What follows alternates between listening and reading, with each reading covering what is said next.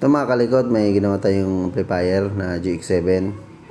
Yan. So ito, nung din sa akin, walang audio din, hindi lumalagatik yung relay. So nung nag-trace ako, dami ng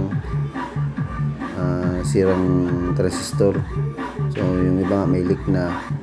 Din yung iba pinakalawang na rin. So yung ginawa ko na lang, pinalitan ko lahat ng maliliit. So yan o, marinig nyo, yung audio nya. So meron pa ako nitong na-trace mga kalikot.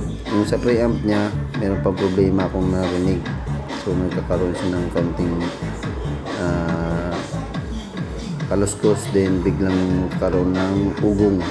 So siguro ko baka nasa mga op-amp yung problema nya. So magte-trace na lang mamaya. So ito, tinaba ko lang muna itong pinaka main amp nya yan. So okay na yan mga kalikot, yung preamp na lang yung gagawin ko.